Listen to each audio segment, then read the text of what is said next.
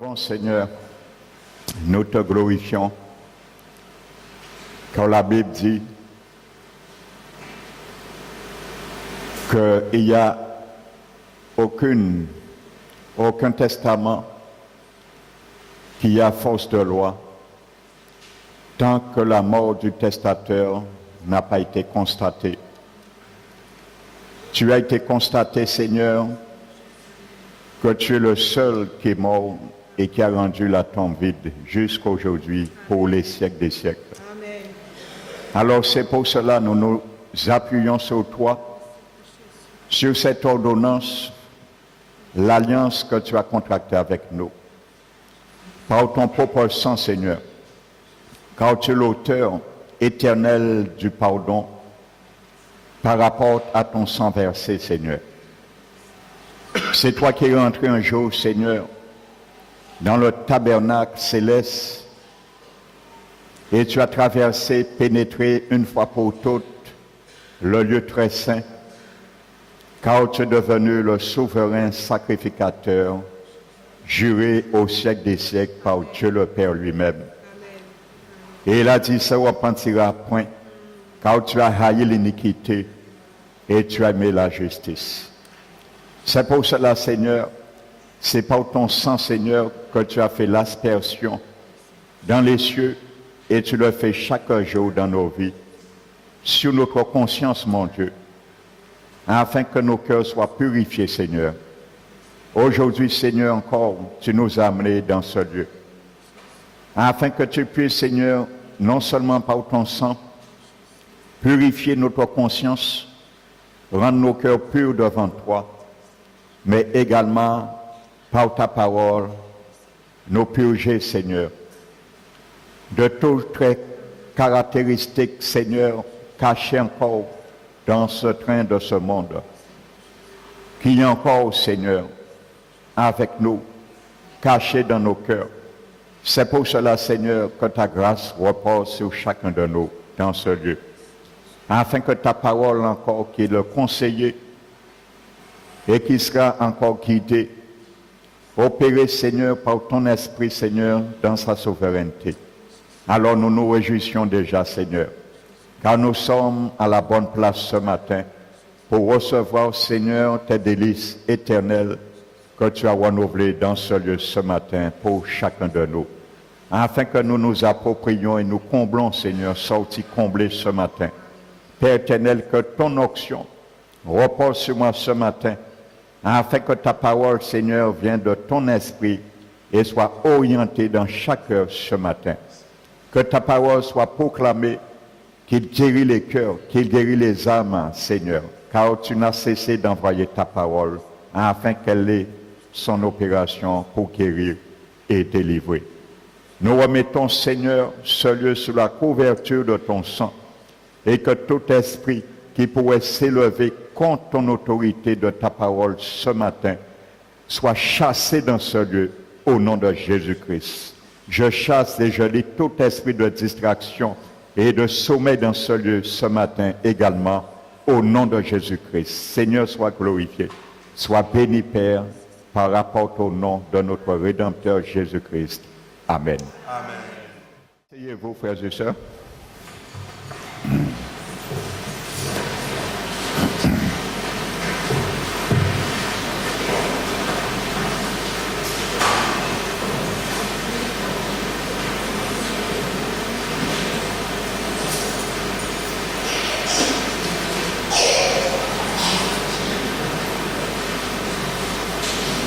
Amen. Donc je salue fraternellement ceux que je n'avais pas salués. Amen. Donc soyez les bienvenus dans la maison de notre Dieu. Amen. Il va encore nous parler. Alléluia. Donc disposez-vous encore, ouvrez-vous. Amen. Donc pour ceux qui n'étaient pas là dimanche, donc le titre de cette prédication, c'est le filet de notre cœur. Amen. dont nous avons vu que Jésus passait et qui rencontre certains hommes qui étaient en train de préparer. Donc j'ai pris son introduction, leur filet dans la barque afin d'opérer dans leur profession, dans la pêche. Et que les filets étaient déchirés et qu'ils étaient en train de les réparer. Amen. Et Jésus lui dit de laisser tout tomber et de les suivre, car il veut faire d'eux des pêcheurs d'hommes. Amen.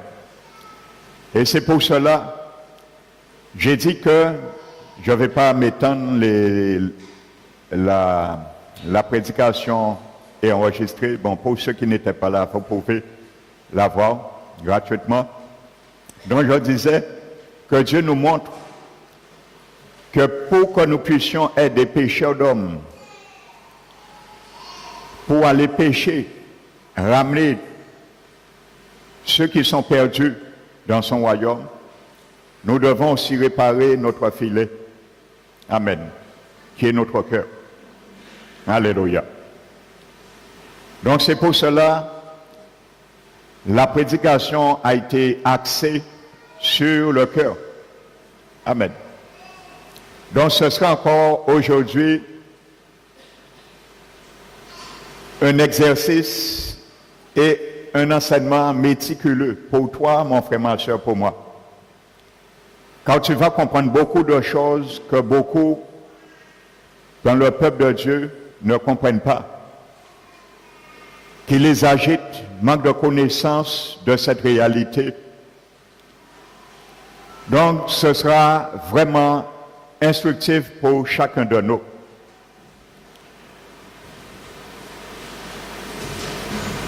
Donc c'est pour cela que j'avais pris cette image, cette illustration pour bien comprendre. Parce que si il n'y a pas de dessin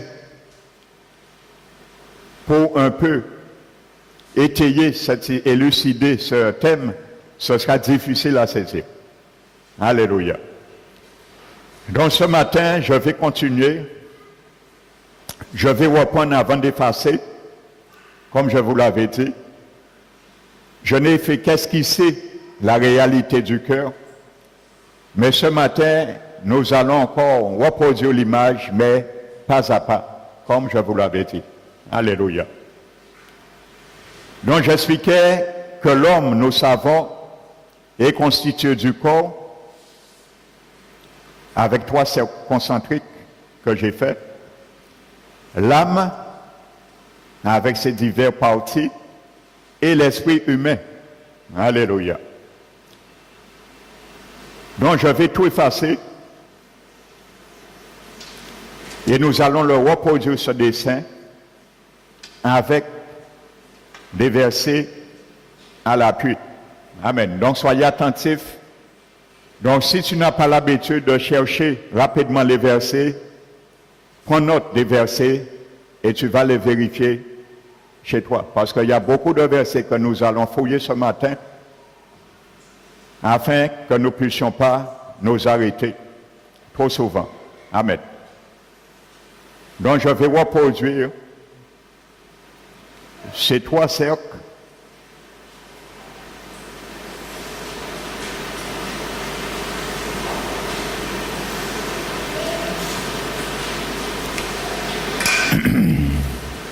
Donc ça c'est le corps physique, l'âme de l'homme et son esprit. Amen. Donc nous allons mettre les différentes parties qui constituent l'âme et l'esprit. Et ensuite nous reviendrons au cœur, qui a aussi des parties. Donc je le précise, comme je le disais dimanche, le cœur de l'homme n'est pas une 4e partie. Amen. La Bible nous dit en long et en large que l'homme a été fait de 3 parties. et non de 4 parties. Esprit, âme et corps. Alléluia. Donc le cœur, comme nous l'avons vu dimanche dernier, et nous allons le voir encore, alléluia, d'une façon détaillée, le cœur est l'agrégat de l'esprit et de l'âme de l'homme. Et c'est ce que j'ai appelé le personnage principal de l'homme. Alléluia. Le personnage principal de l'homme. Alléluia. Parce que notre cœur a des parties de l'âme et une partie de l'esprit. Amen. Donc le cœur n'est pas une 4e partie. Alléluia. Et il est le personnage principal de l'homme. Et lorsque la Bible parle du cœur, amen, donc je disais que dans la parole de Dieu, dans le Nouveau Testament, le mot grec qui est employé pour mot cœur, c'est le mot cardia. Amen. Et employé 250 fois que dans le Nouveau Testament. Amen. En hébreu, dans l'Ancien, il y a un autre mot qui définit également le cœur. C'est le mot labab. Amen. Donc nous allons commencer. Amen. Parce qu'il faut que je vous démontre bibliquement ce que je vous enseigne. Alléluia. Et la parole dit qu'un témoignage est authentifié sous la déposition de 2 ou 3 témoins. Donc mes témoins encore, ce sera la parole de Dieu. Alléluia. Je n'ai pas d'autres témoins. C'est la parole de Dieu qui doit être notre témoin en toutes choses. Alléluia. Parce qu'aujourd'hui on enseigne n'importe quoi brebis et on les justifie pas ou que c'est élucidé, étayé dans la Bible. Alléluia. Et c'est pour cela aujourd'hui, beaucoup de chrétiens sont troublés. Et nous voyons ça de plus en plus. Et ce n'est pas étonnant. Et il fallait que ça arrive parce que nous sommes dans les temps de la fin. Et il faut des signes qui nous prouvent, qui nous donnent que nous sommes vraiment dans les temps de la fin, afin que ceux qui se sont refroidis puissent animer la flamme et se relever et de reprendre la marche et la course dans l'arène que tous on parle, sans exception. Alléluia. Donc nous allons prendre le proverbe. Alléluia. Le proverbe est le chapitre 2.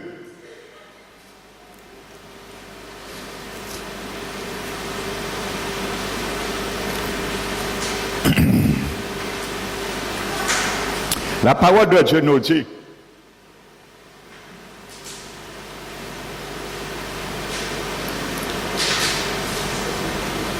le verset 10, proverbe 2, verset 10.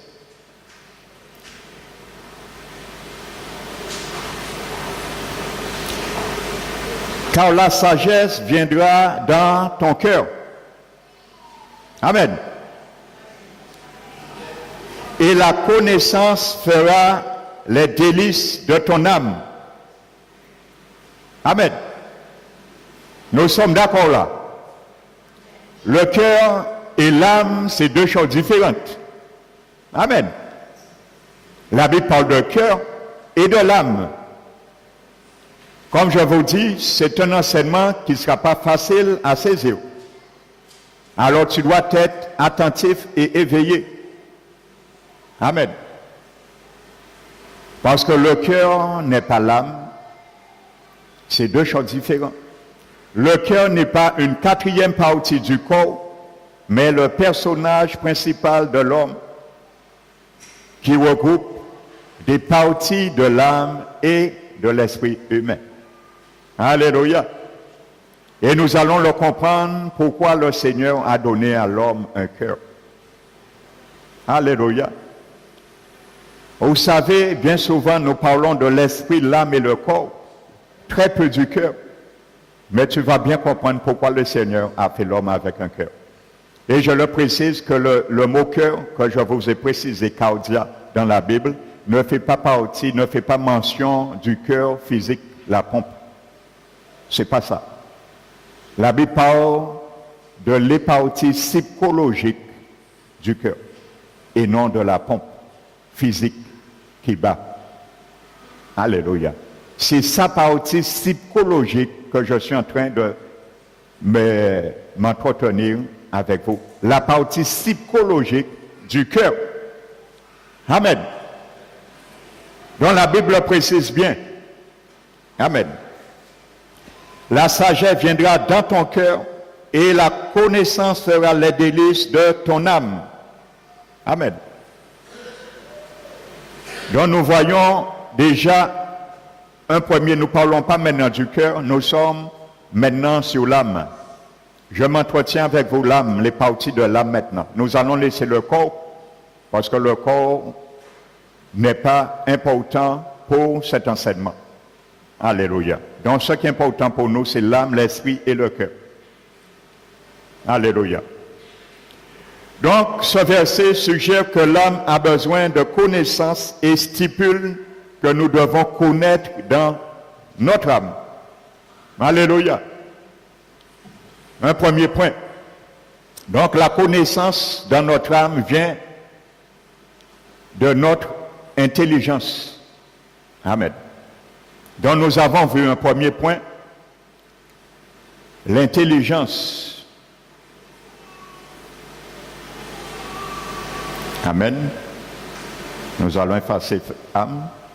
Maintenant, nous allons mettre ces composantes, ces parties.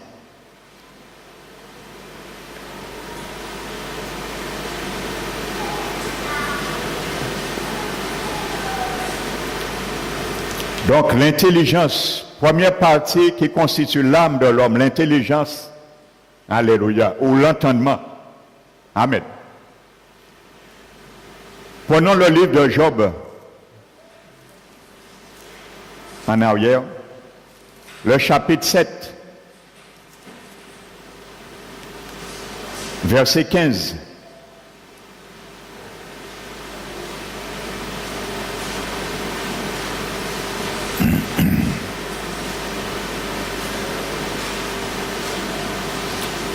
Pardon, verset 11. Job 7, verset 11. Je me plaindrai dans l'amertume de mon âme. Alléluia. L'amertume de mon âme. Amen.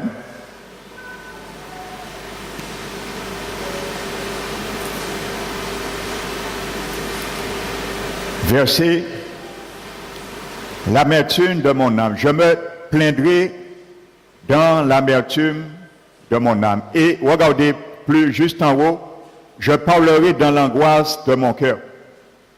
Alléluia. Donc tu vois, nous retrouvons le mot cœur et nous retrouvons le mot âme également, pour bien montrer, stipuler que l'âme et le cœur n'est pas la même chose.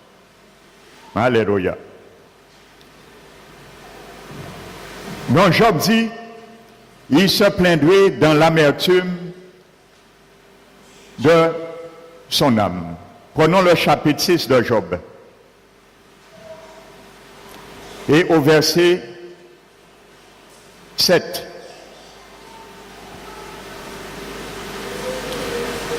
Vous allez bien voir qu'il s'agit de son âme. Hein? Depuis au premier verset, Job parle de son âme. C'est son âme qui parle. Amen. Au verset 4, il est marqué, et mon âme ensuite le venait. Donc la Bible dit au verset 7, ce que je voudrais ne pas toucher, c'est là ma nourriture, si dégoûtante soit-elle. Amen. Donc la Bible nous montre dans le chapitre 7 et le chapitre 6, et ce n'est pas exhaustif, je le dis bien. Je prends quelques versets, mais il y en a beaucoup. Amen. L'âme souhaite et refuse. Amen. Donc là, nous voyons une composante, une partie de l'âme il souhaite et il refuse. Alléluia. Donc ça vient d'une décision. Alléluia. Souhaiter et refuser vient d'une décision que quelqu'un prend. Vous êtes d'accord? Alléluia. Si je refuse quelque chose, je prends une décision. Si je souhaite faire quelque chose, je prends une décision. Donc ça appartient au domaine de la volonté. Alléluia. Comme toute action de choisir et de refuser, comme nous l'avons vu. Alléluia.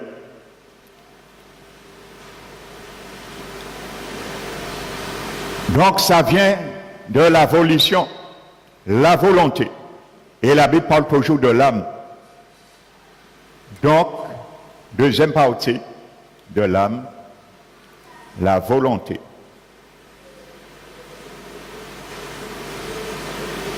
Amen.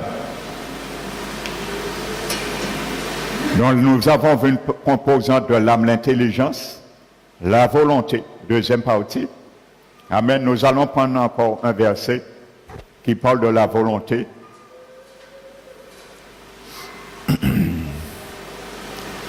Le premier livre de Chroniques.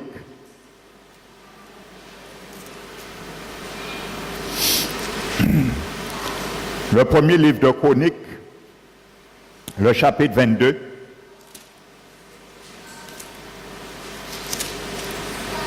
Et le verset 19.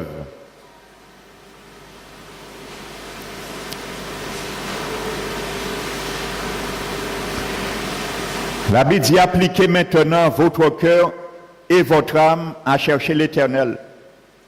Nous retrouvons encore le mot cœur et le mot âme. Alléluia.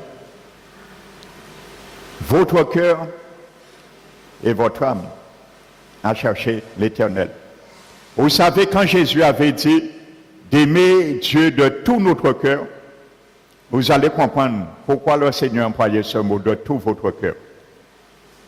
Ça veut dire toutes les fonctions qui animent notre cœur doivent aimer le Seigneur.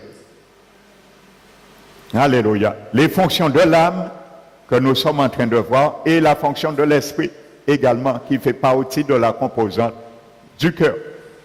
Amen. Dans la parole de Dieu nous dit, appliquez maintenant votre cœur et votre âme à chercher l'Éternel. Amen. Donc, ça vient d'une décision également à prendre qui vient de la volonté. Amen. Donc déjà, nous voyons quelque chose.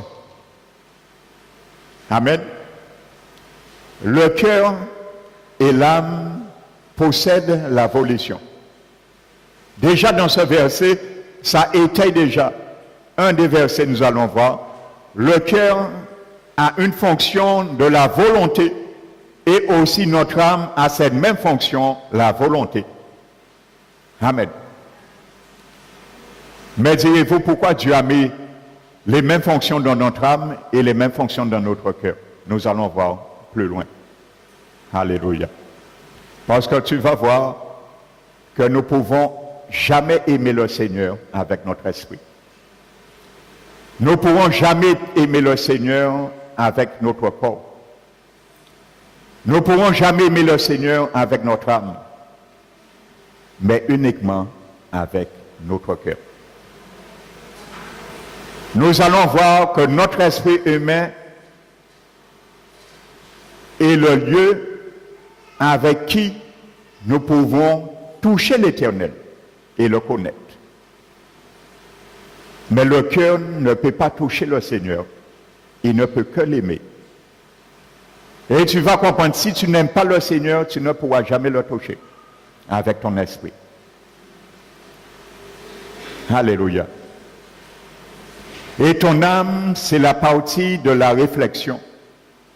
Alléluia. Qui reflète le Seigneur à travers ses fonctions. Pourquoi il y a les mêmes fonctions que le cœur, nous allons le voir. Amen. Nous allons pas à pas. Donc, choisir dans son cœur de chercher l'Éternel vient de la volonté de l'âme également. Amen. Donc ton âme a une fonction de volition, la volonté. Et n'oubliez pas, l'âme de l'homme, c'est la personnalité de l'homme. Ta personnalité, la personne qui vit dans son âme.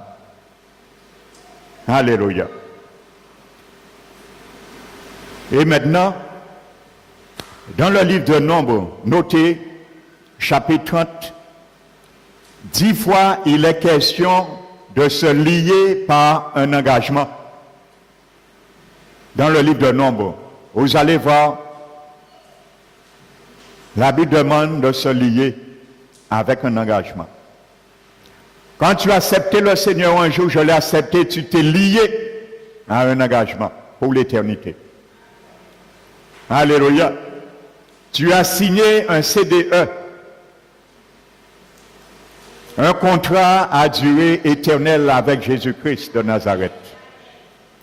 Donc tu t'es lié le jour où tu as dit, Seigneur, Jésus, je t'accepte dans ma vie comme mon Sauveur et mon Seigneur. Tu t'es lié à une alliance, à un engagement. Amen. Donc ça vient de la volonté de prendre une telle décision. Amen. Et la Bible parle dans Nombre de l'âme de l'homme également. Alléluia. Donc nous le revoyons encore, la volonté. Amen. Donc tu vois les décisions que tu vas prendre après ton salut, après mon salut ne vient pas de Dieu. Ça vient de moi et de toi. Alléluia. Et ce que nous pouvons faire, le Saint-Esprit qui nous habite ne le fera pas à notre place non plus. Alléluia. Maintenant,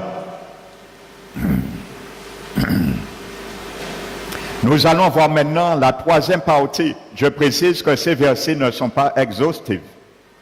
Et il y en a des dizaines, voire même des centaines, si j'aurais pu prendre. Amen. Maintenant, nous allons voir la troisième partie de l'âme, ce qu'on appelle l'émotion. Amen. Dans la Bible. Prenons maintenant l'émotion est la troisième partie de l'âme. Elle présente de nombreuses facettes. L'émotion, ce qu'on appelle l'émotion dans l'âme, présente de nombreuses facettes. Ces facettes sont l'amour, la haine, la joie, le chagrin, etc. Ce sont plusieurs facettes de l'âme, de l'émotion, de cette troisième partie qu'on appelle l'émotion. Amen. L'émotion, les sentiments. Alléluia. Et vous allez comprendre dans le livre de Philippiens, noté 4, nous n'allons pas le prendre. Philippiens 4, noté. Lorsque Paul dit de ne pas nous inquiéter de rien. Alléluia. Mais en toute chose, de faire connaître nos besoins à Dieu. Amen. Et la paix du Seigneur qui surpasse toute intelligence gardera nos cœurs et nos pensées en Christ. Dans ce texte philippien, nous retrouvons le mot cœur et le mot pensée qui vient de l'âme, l'intelligence.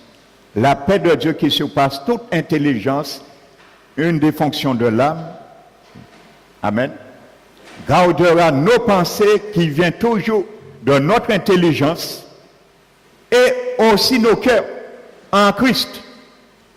Amen. Et c'est pour cela, il dit ensuite dans ce même chapitre, que tout ce qui est vrai, tout ce qui est honorable, tout ce qui est pur, tout ce qui est juste, tout ce qui est aimable, tout ce qui est digne mérite l'approbation, digne de louange et vertueux, soit l'objet de vos pensées. Alléluia. qui vient de ton âme. Et ce n'est pas facile. Lorsque nous venons, Seigneur, pour démanteler ce qui est déjà incrusté dans notre âme, dans les diverses fonctions. Alléluia. Donc tout ce que Dieu nous a énuméré dans Philippiens vient de ça. C'est pour cela qu'il dit de ne pas nous inquiéter de rien. Alléluia. L'inquiétude vient également de l'émotion. Alléluia. Donc c'est pour bien comprendre cette réalité. Et il garde bien, il parle du cœur et de l'âme. Gardera vos pensées et vos cœurs en Christ. Alléluia. Prenons 1 Samuel.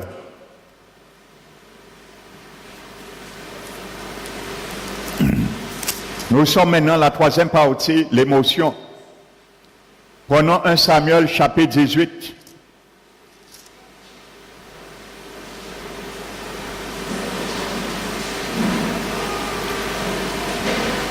La Bible nous dit au verset 1, David avait achevé de parler à Saül, et dès lors l'âme de Jonathan fut attachée à l'âme de David. Alléluia. L'attachement, ça c'est les sentiments qui fait partie de la troisième partie, l'émotion de l'âme, les sentiments. La Bible précise l'âme, les sentiments, l'attachement des sentiments. Alléluia. Et vous comprenez pourquoi le livre des Hébreux nous dit que la parole de Dieu est là pour séparer l'esprit et l'âme, les forts sentiments charnels. L'esprit, la parole est là pour les trancher. Et je le dis, ce verset ne parle pas d'une séparation substantielle, parce que l'esprit et l'âme de l'homme ne se séparent jamais. À la mort, l'esprit quitte le corps, l'âme est la carte d'identité de l'esprit, comme nous l'avons vu dans la conférence. Où est ton esprit, ton âme aussi va, parce que ton âme est attachée à ton esprit. Quand ton corps meurt, l'âme est attachée à son esprit, contrairement à l'animal. Quand le corps de l'animal meurt, son âme meurt aussi, parce que son âme est attachée à son corps. Amen. Alléluia. Donc ça, c'est les sentiments, l'émotion. Amen. Troisième partie, l'émotion. Les sentiments. Ainsi de suite.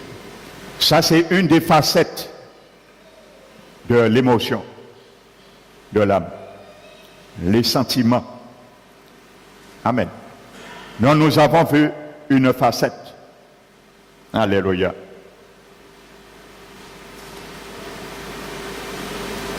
Nous allons voir une deuxième facette. Le psaume 42. Psaume 42.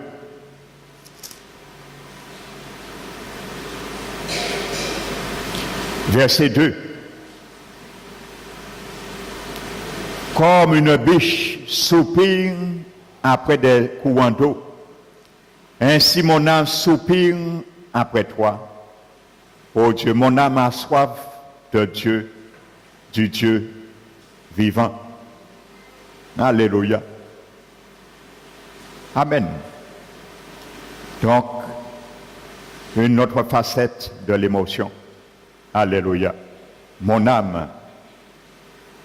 Donc ces versets établissent que l'amour appartient à l'âme. Alléluia. Et que ceci comprend une partie émotive. Alléluia. Comme une biche soupire après des courants d'eau. Alléluia. Ainsi mon âme soupire après toi, ô Dieu. Mon âme a soif de toi. Alléluia.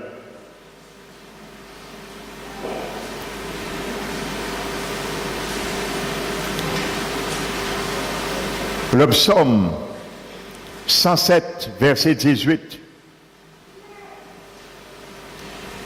Et notez, vous allez le lire, nous n'allons pas tout prendre. Hein. Notez le psaume 107, verset 18. Et Ézéchiel 36, verset 5, indique que la haine ou le mépris, amen, provient de l'âme également. Amen. Donc, dans ces deux passages, il employait le mot mépris, qui est synonyme, selon le contexte, de haine, qui vient de l'âme. Donc, c'est une des facettes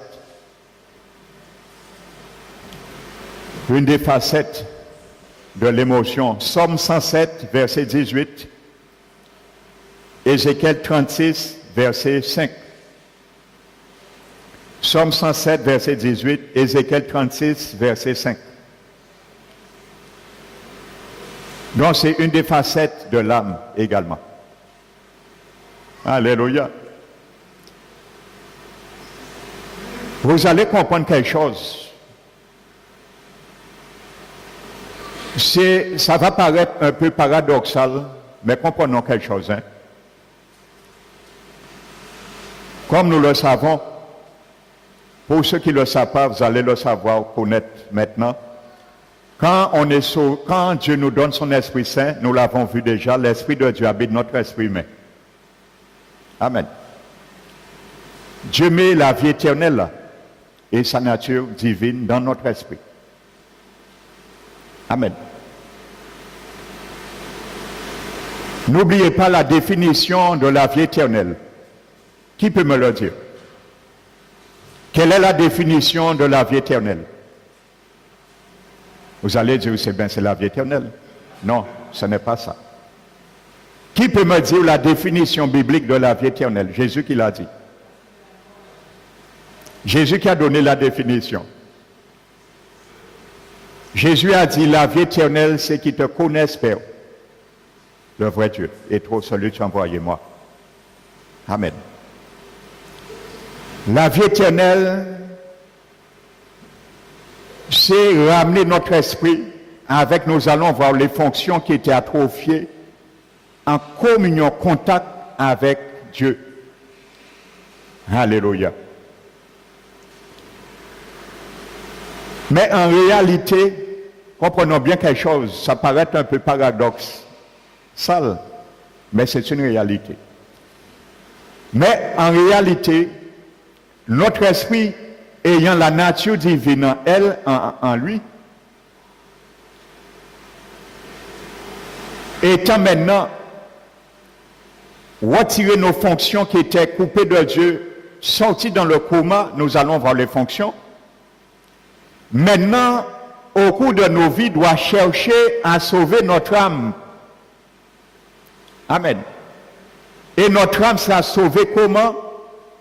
Par la parole de Dieu, comme nous le dit, pour ramener notre entendement, notre volition et nos émotions axées selon les principes de la parole de Dieu et conduits par l'Esprit de Dieu qui nous conduit dans notre esprit. Amen.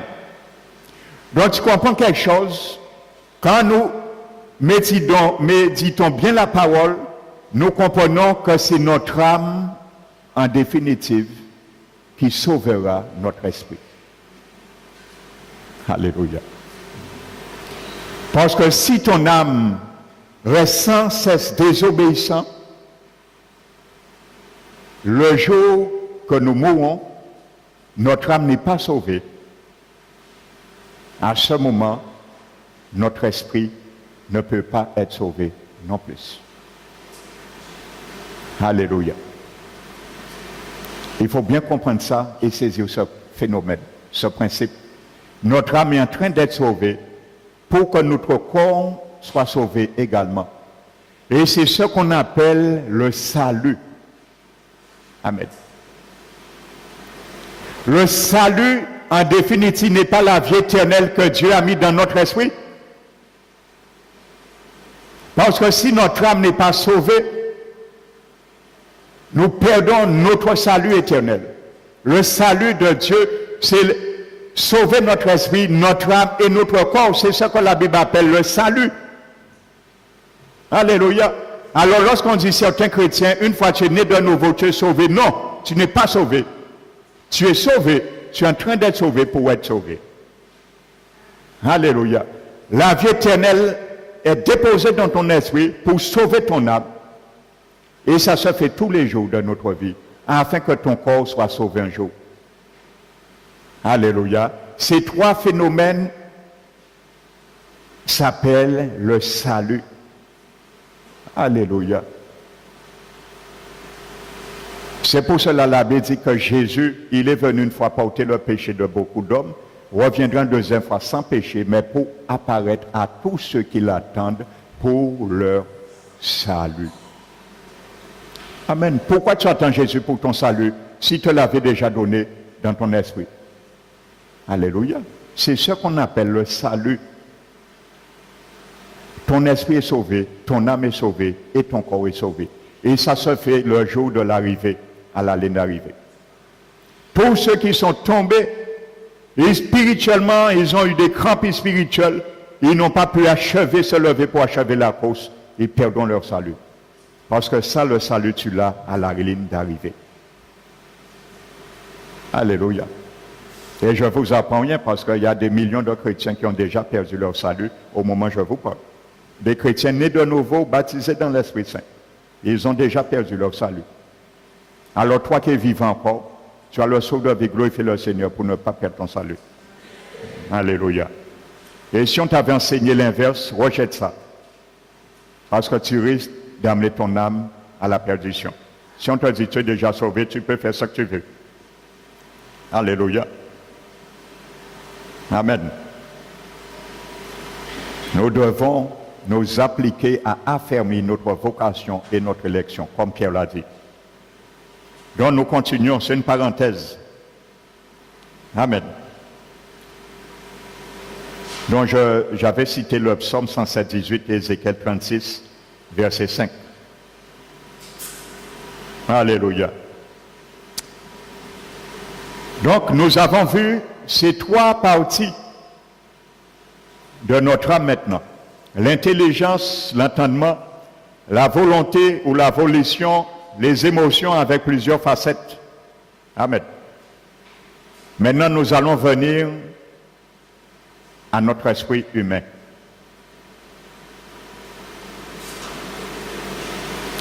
Alléluia.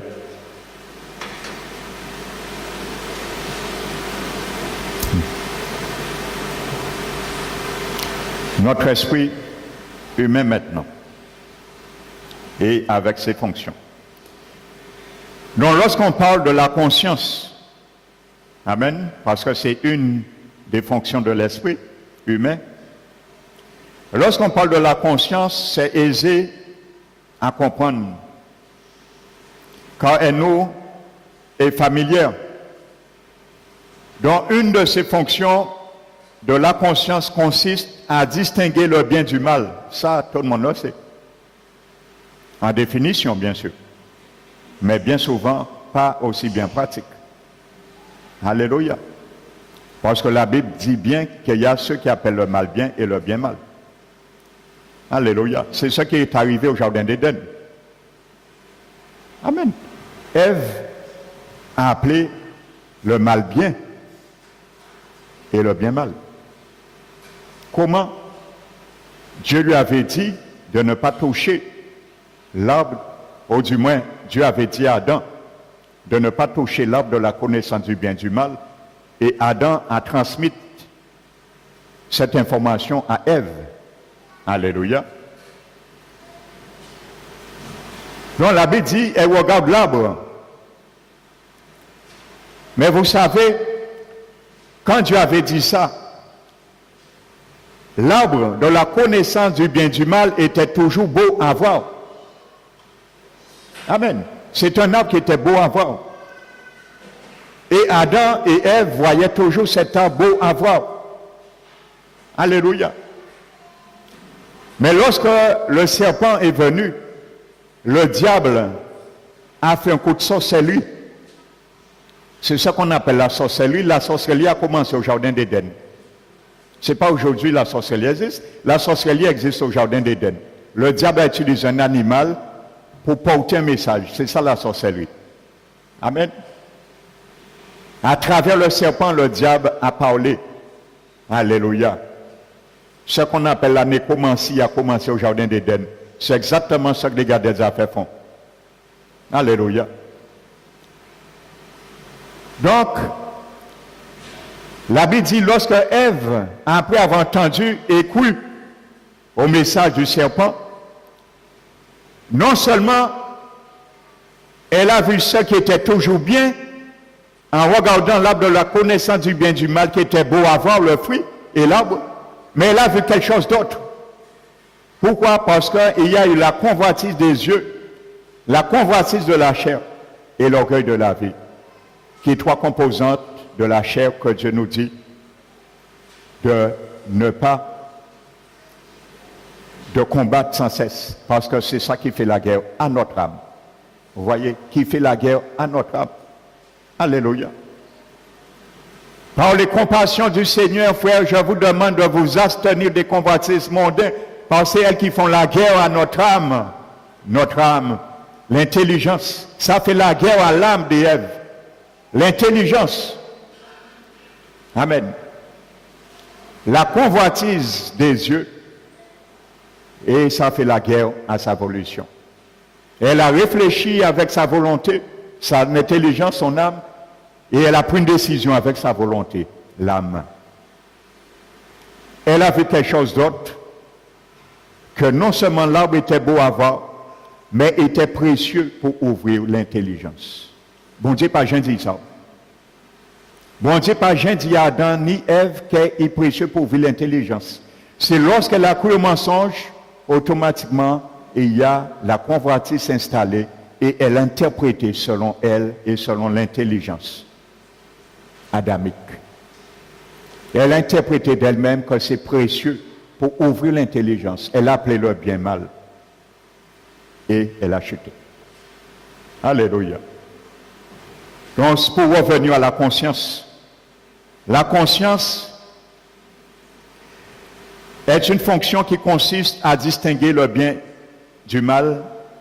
La conscience permet aussi de condamner ou de justifier. Amen. Par ta conscience, nous allons le voir, pourquoi Dieu a mis ces fonctions dans notre esprit. C'est pour justifier ou condamner quelque chose qui n'est pas en harmonie à la justice, par exemple, de Dieu. Pas condamner des gens. Amen. Pas condamner monnaie. Alléluia. Bien que les gens le font. Mais quand tu condamnes quelqu'un, ta conscience te condamne en retour. C'est un compte à rebours. Et nous allons bien comprendre le phénomène de notre conscience. Et vous allez bien comprendre pourquoi la Bible parle du cœur. Parce que le cœur aussi contient la conscience. Alléluia. Pour l'instant, je détaille bien les fonctions de notre esprit et de notre âme. Parce que j'en ai beaucoup parlé, mais je n'avais jamais vraiment expliqué en détail ce fait. Alléluia. Et c'est pour cela la Bible dit que toute écriture a été inspirée de Dieu, utile pour enseigner, pour convaincre et corriger et instruire. Alléluia. La parole, corriger et convaincre, ça, il joue dans notre conscience. Amen. La parole de Dieu, c'est le tuteur. Il agit dans notre conscience. Quand la Bible dit, pour nous convaincre et nous corriger, c'est par notre conscience. Il peut nous convaincre ou nous corriger. Alléluia. Quand la Bible dit, nous lisons, il ne faut pas faire ça. Alléluia. Notre conscience nous interpelle. Amen. Il nous convainc d'une réalité. Et nous corrige en même temps de ce que nous n'avions pas compris. Nous avons l'habitude de faire, mais forcément. Et si nous agissons quand même en dehors des injonctions de la parole de Dieu, notre conscience va nous accuser en retour. Et il faut venir à la repentance devant le trône de grâce, après la repentance, afin que le sang de Jésus, comme Hébreu le dit, soit aspergé, pas sur nos cœurs, mais sur notre conscience, afin de libérer notre conscience, et à ce moment, notre cœur est purifié de toute mauvaise conscience. Mais ça se fait premièrement par la repentance. Ensuite, par le pardon, et à ce moment, Jésus asperge son sang, comme Hébreu le dit, sur notre conscience, et notre cœur est purifié. Amen, alléluia. Gloire à Jésus pour son sang précieux. Amen. De même, comprendre qu'est-ce que la communion ne pose aucun problème. Amen. C'est une deuxième fonction de l'esprit. Nous allons le voir avec des versets bibliques également. Amen. Nous avons vu la conscience. La communion également ne pose pas problème. Alléluia. Simplement notre communion avec Dieu. En d'autres termes, lorsque nous communions avec Dieu, nous le touchons. Alléluia. Et c'est pour cela, la communion est une fonction qui se trouve que dans notre esprit. Amen. C'est là qu'on doit toucher Dieu. Alléluia. C'est là qu'on doit toucher Dieu. Lorsque nous communions avec Dieu, nous le touchons. Par contre, la troisième fonction qu'on appelle l'intuition, ça n'est pas facile à comprendre. Alléluia. Et très peu connaissent cette fonction de l'esprit humain. C'est une fonction qui est dans l'esprit humain. Elle n'est pas aussi simple. Par elle, l'intuition, nous recevons un sentiment ou une connaissance qui provient directement de Dieu. Par l'intuition. Amen. Par ce sentiment, par cette fonction, nous recevons un sentiment ou une connaissance qui provient directement de Dieu. Personne ne sait, nous-mêmes non plus. Ça vient directement de Dieu. Quels que soient nos raisonnements, nos circonstances ou notre passé, nous percevons un tel sentiment direct dans notre esprit. Alléluia. Et ce sentiment est indépendant de tout raisonnement. Il n'est pas raisonnable. C'est un sentiment de Dieu. On ne raisonne pas avec l'intuition. Il n'est pas raisonnable, l'intuition. Amen. Je prends un exemple. Quand Dieu parle, il parlait à ses prophètes. Quand Dieu parlait à ses prophètes, il leur disait de faire ça. Par exemple, il dit aux prophètes de dire à Naaman de se jeter 7 fois au Jourdain. Et il n'y a pas de raisonnement. C'est quelque chose qui est venu de Dieu. Alléluia. Je parle si ça vient inaudiblement. L'intelligence, la raison de l'homme va dire, mais pourquoi Dieu m'a dit ça? Ça, c'est la raison de l'homme. Mais pourquoi Dieu veut que je fasse comme ça? Les sentiments de Dieu qu'on reçoit intuitivement dans notre esprit n'est pas raisonnable. On ne raisonne pas avec ça. Dieu a dit, c'est tout. On le reçoit, c'est tout. La raison, l'intelligence n'a aucune part dans l'intuition. Alléluia. Donc c'est une troisième fonction qui vient de l'esprit humain. Amen. Et nous percevons un tel sentiment direct dans notre esprit. Celui-ci est indépendant, je disais, de tout raisonnement. Il n'est pas raisonnable. On ne peut pas raisonner avec l'intuition. Dieu, comment c'est venu? Ça vient directement de Dieu. Alléluia.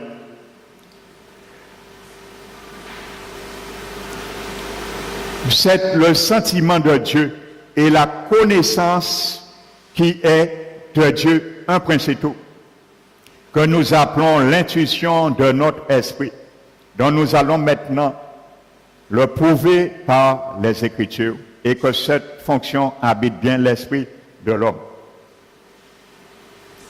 Nous allons prendre le livre de Romains, le chapitre 9.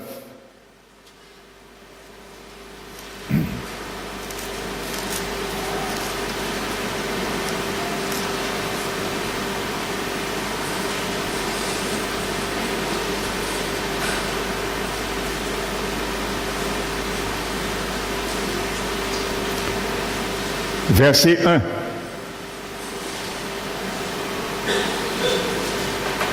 Paul, l'apôtre Paul qui parle. Et il dit, je dis la vérité en Christ, je ne mens point, ma conscience m'en rend témoignage par le Saint-Esprit. Amen.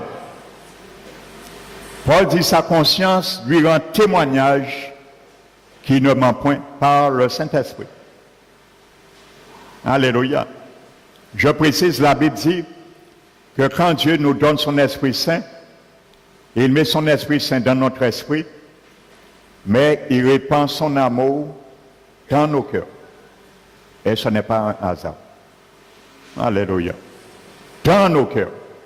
Il ne répand pas son amour agapé dans notre esprit. Bien que ça vient, c'est intégré dans sa nature qui habite notre esprit, mais il répand son amour dans nos cœurs. Alléluia, nous allons comprendre pourquoi. Donc Paul nous montre la conscience. Amen. Lui rend témoignage par le Saint-Esprit. Amen. Prenons un autre verset, toujours dans Romains, le chapitre 8, juste le chapitre avant. Chapitre 8, verset 16. Amen. Paul qui parle toujours, l'Esprit de Dieu lui-même rend témoignage à notre esprit. Pourquoi Paul a dit qu'il ne ment point, qu'il a ce témoignage par le Saint-Esprit? Parce que ce témoignage est venu dans son esprit. Alléluia.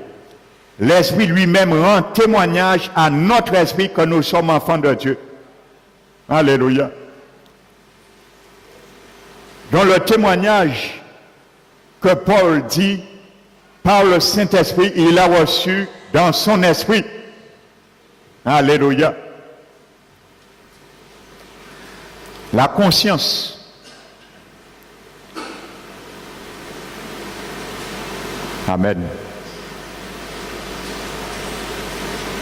Première fonction de l'esprit humain.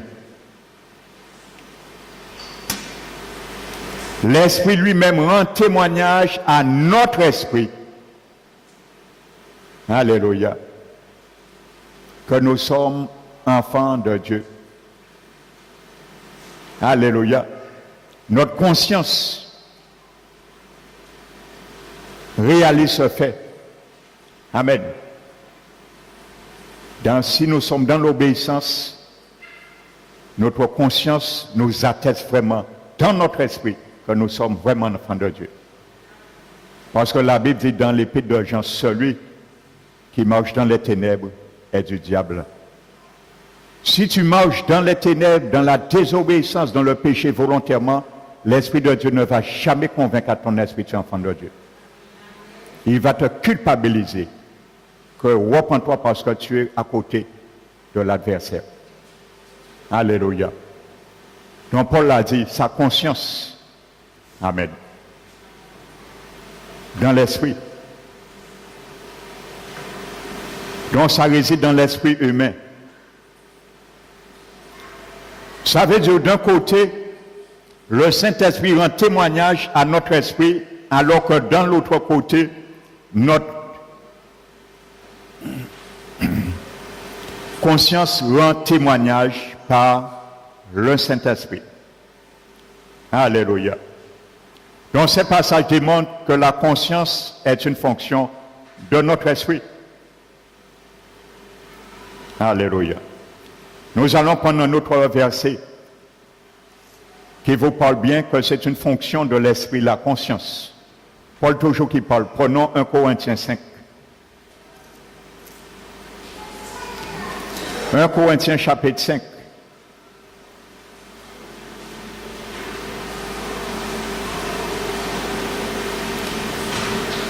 Avant de prendre le verset, Paul nous indique qu'il a déjà jugé une personne pécheresse dans l'Église, dans son esprit. Alléluia.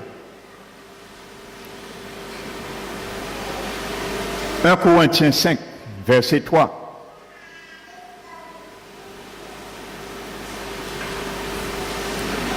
Paul dit, pour moi,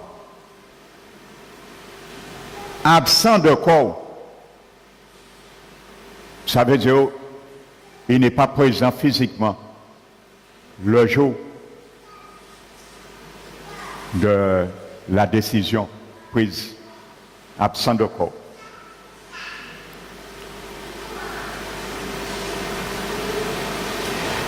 Mais présent d'esprit. Amen. Paul n'a pas fait ce qu'on appelle la projection astrale, comme les sorciers font. Ça veut dire Paul est resté chez lui, il a quitté son corps parce que c'est courant aujourd'hui. Ça existe. Hein? Amen. Si les chrétiens ne croient pas ça, eh bien ils disent sorcier, ça ils rigoler des autres. Parce qu'ils connaissent le monde là, ça mieux que nous. Alléluia, parce que nous sommes fermés à ce genre de choses. Et c'est pour cela parfois le diable a avantage sur nous, bien souvent. Il faut le dire. Paul n'a pas quitté son corps, son esprit a quitté son corps, est allé à l'église avec son esprit. Non, ce n'est pas ce qu'il dit. Il n'était pas présent physiquement, mais son esprit était comme s'il était là pour la décision. Amen. Parce qu'il a pris avec sa conscience, qui est dans son esprit. Regardez ce qu'il dit. Mais présent d'esprit, son esprit, mais pas l'esprit de Dieu. J'ai déjà jugé. C'est la conscience qui juge. Alléluia. Nous avons vu la conscience à la capacité de juger. Amen. Dans sa conscience, il a décidé ce jugement. Amen. Qui vient de l'esprit humain. J'ai déjà jugé comme si j'étais présent celui qui a commis un tel acte. Et il dit au nom du Seigneur Jésus, vous et mon esprit étant assemblés avec la puissance de notre Seigneur Jésus. Alléluia. Écoutez bien ce qu'il dit. Il dit au nom du Seigneur Jésus, vous et mon esprit humain étant assemblés avec la puissance de notre Seigneur Jésus, il a déjà jugé. Donc là, c'est explicite. La conscience vient de l'esprit humain. Alléluia. Une fonction de l'esprit humain, la conscience. C'est avec son esprit qu'il a pris ça. Parce que s'il parle de son esprit, il a reçu la révélation du Seigneur dans son esprit.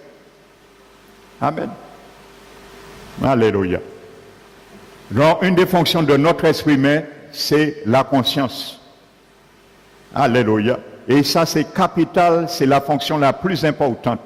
Et c'est pour cela, elle fait partie du cœur de l'homme.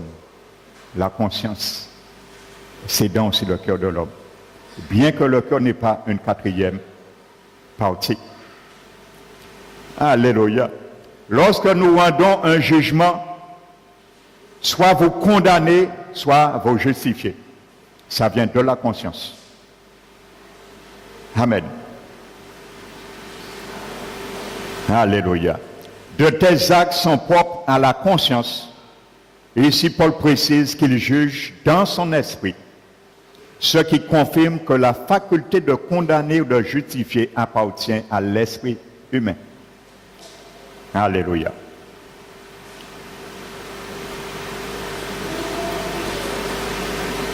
Psaume 51.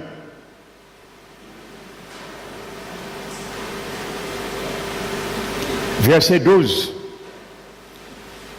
Notez, nous n'allons pas le prendre. Fait référence à un esprit bien disposé en moi. David qui parle. Expression qui signifie un esprit juste. La conscience est l'organe qui distingue ce qui est juste et ce qui est injuste. Alléluia. Donc ça fait partie aussi de la conscience. Alléluia. Le psaume 34, verset 19, parle d'un esprit bien disposé également. Un esprit dans l'abattement plutôt. Alléluia. David parle d'un esprit dans l'abattement. Et il parle bien de son esprit dans l'abattement. Lorsque notre esprit est dans l'abattement, ou encore contrits, nous nous accusons ou nous nous condamnons nous-mêmes. Alléluia. Quand ton esprit est dans l'abattement, c'est parce que tu t'accuses, tu te condamnes toi-même. Et la conscience t'interpelle. Je vous ai dit dans cet enseignement, vous allez comprendre beaucoup de choses. Et vous allez apprendre aussi à marcher comme la Bible veut que nous marchions. Et à aimer aussi dans notre cœur. Parce que je suis en train de vous préparer afin que nous serons prêts à réparer le filet de nos cœurs. Les organes, les fibres, les fonctions de nos cœurs. C'est l'objectif. Alors je profite de vous enseigner qu'est-ce que le cœur et qu'est-ce que Dieu attend de nos cœurs. Alléluia. Donc, conscience. Oui. Le psaume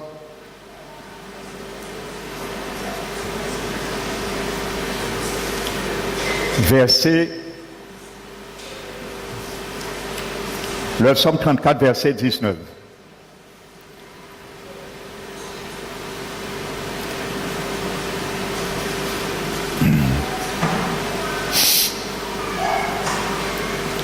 Selon Deutéronome, nous allons le prendre, verset 2.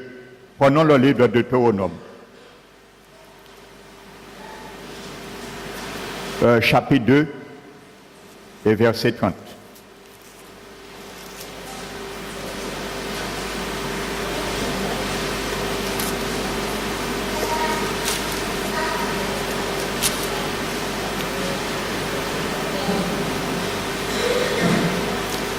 La Bible nous dit, l'Éternel rendit l'esprit du roi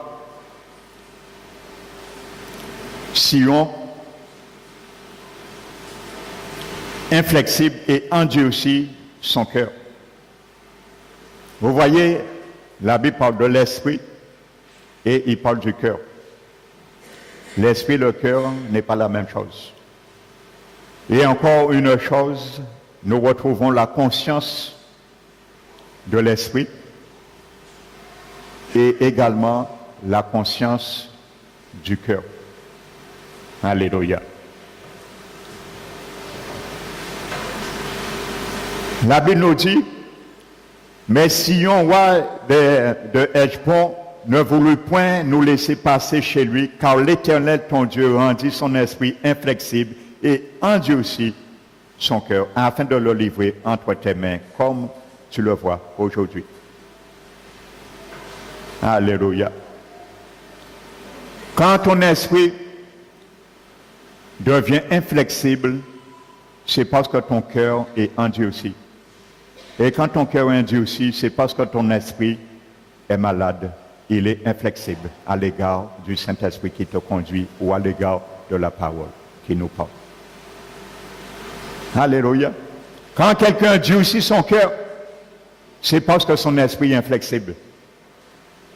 Sa conscience se tait,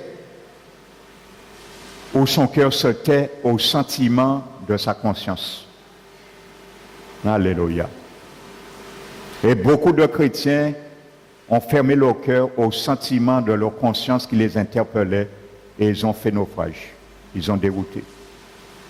Quand tu fermes ton cœur au sentiment de ta conscience, trop tard, tu chemines, ton cœur s'endurcit.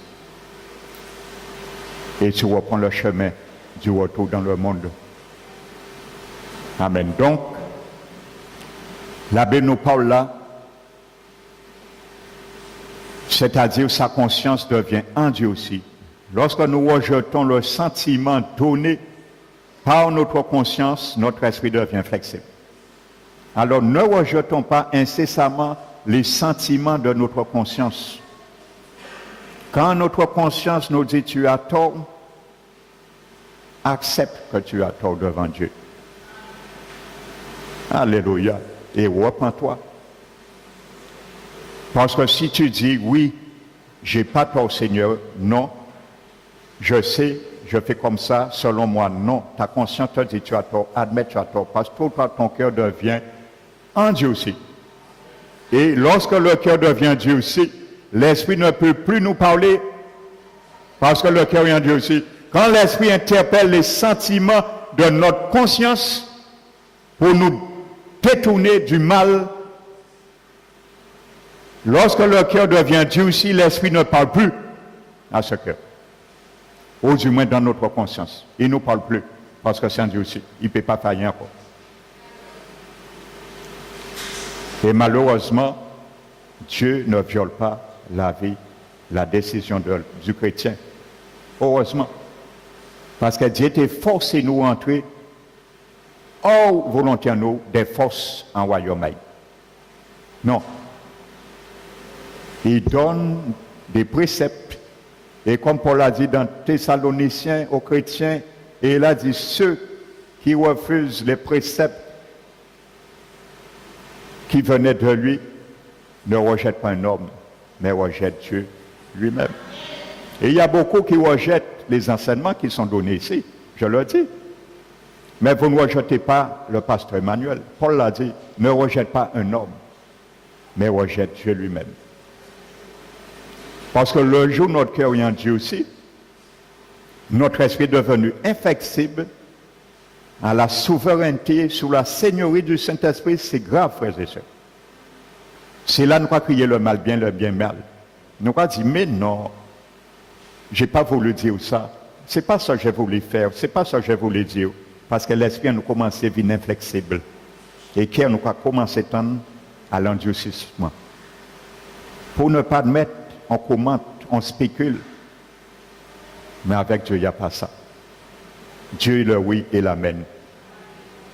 Dieu t'interpelle, ta conscience t'interpelle, admettre la réalité. Repends-toi devant Dieu et demande l'aspersion de son sang sur ta conscience afin que ton cœur soit purifié.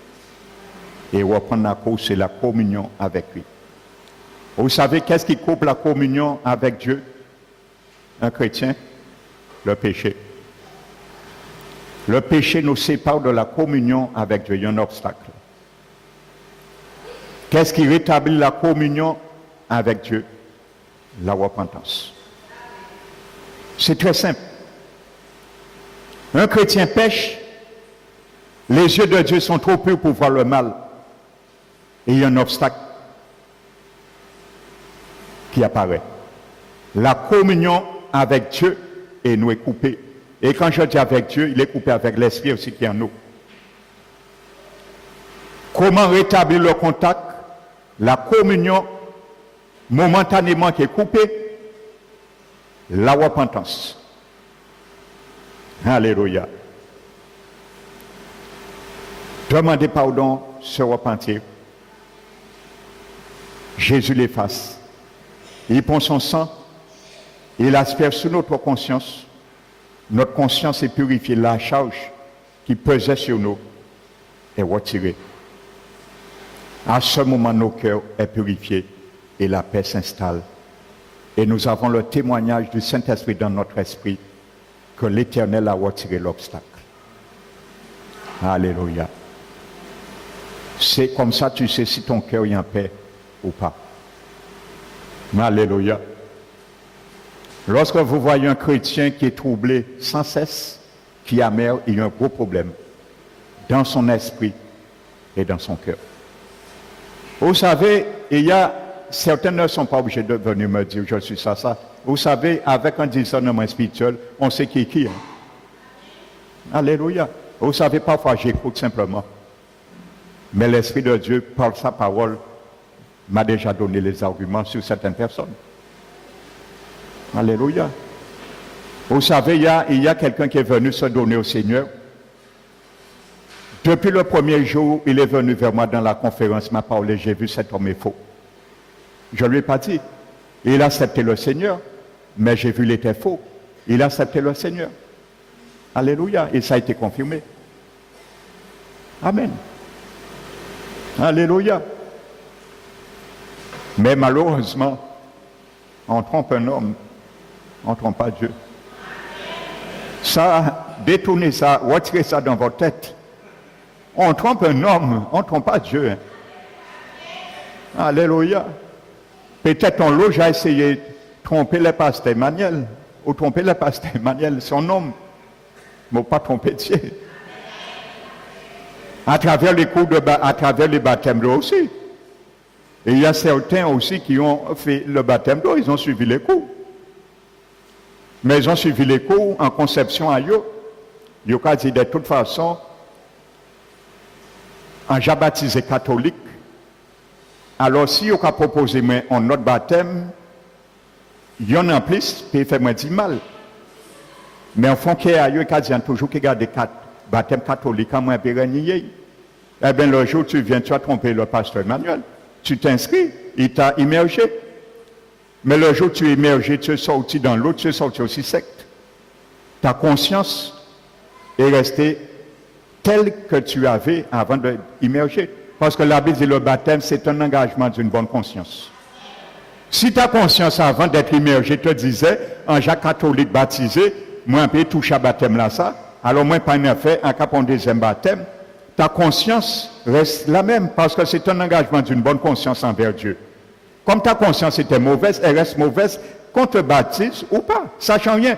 L'eau n'a aucune vertu thérapeutique pour enlever le péché. Hein. Détrompons-nous, hein. Il faut enseigner ça dans l'église. Alléluia. Quand tu te baptises, l'eau n'a aucune vertu pour enlever le péché dans ton corps, hein. Et ni les démons. Hein. Tu restes tel que tu es, un engagement, simplement tu fais une signature. Tu signes ton CDE. Et ça, je l'enseigne très bien dans les cours de baptême. Quand tu te fais immerger, ce n'est pas pour ne pas aller en enfer. On ne se baptise pas pour ne pas aller en enfer. On se baptise pour vivre en nouveauté de vie avec Jésus. Pour faire une même plante avec lui, comme Romains 6 le dit. Allez, on ne se baptise pas pour ne pas aller en enfer. On se baptise pour faire une même plante et marcher en nouveauté de vie. Alléluia. Amen. C'est pour ça qu'il y a des gens qui ont accepté le Seigneur à quelques heures de leur lit de mort. Ils sont morts sans passer par le baptême d'eau. Et bien, ils sont au ciel. Parce que le baptême d'eau ne les sauve pas. C'est pour marcher en nouveauté de vie. Mais la personne est en train de mourir. Eh bien, quand il y a au ciel, il marche en nouveauté de vie. Après, c'est tout. Comme le brigand sous la croix. Mais ça nous exempte pas du baptême d'eau. Tu es vivant, n'attends pas de te sur ton lit de mort pour prendre le baptême. Parce que c'est un faux baptême. Et tu te condamnes toi-même. Alléluia. Tout chrétien doit passer par le baptême d'eau. Même si ça retire pas les péchés et les démons dans notre corps. Alléluia. J'ai déjà vu des baptêmes, des délivrances lors des baptêmes. Ça, je l'ai déjà vu. Et j'ai vu aussi des démons qui étaient chrétiens et baptisés pour ne pas rentrer dans l'eau là.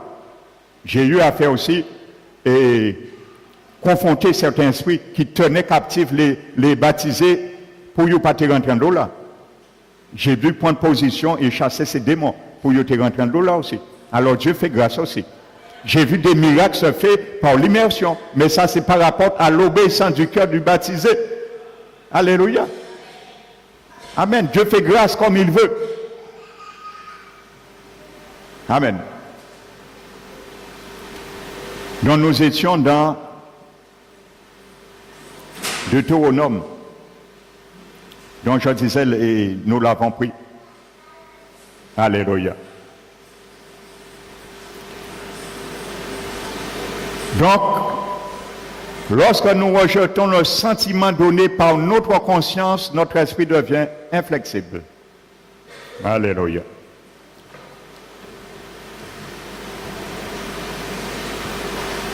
La conscience. Nous allons voir dimanche les deux autres fonctions de l'esprit et les fonctions du cœur. Alléluia. Donc, que Dieu te garde, te fait grâce de venir dimanche prendre la suite. Et d'amener aussi, chez celles que tu connais, peut-être que leur cœur est déjà endurci et que leur esprit est déjà devenu inflexible. Amen, n'est pas entendre ça. Pour qu'ils puissent face au face et servir le Seigneur avec un cœur vrai, contrit et humilié, comme le roi David. Nous allons nous mettre debout. Alléluia.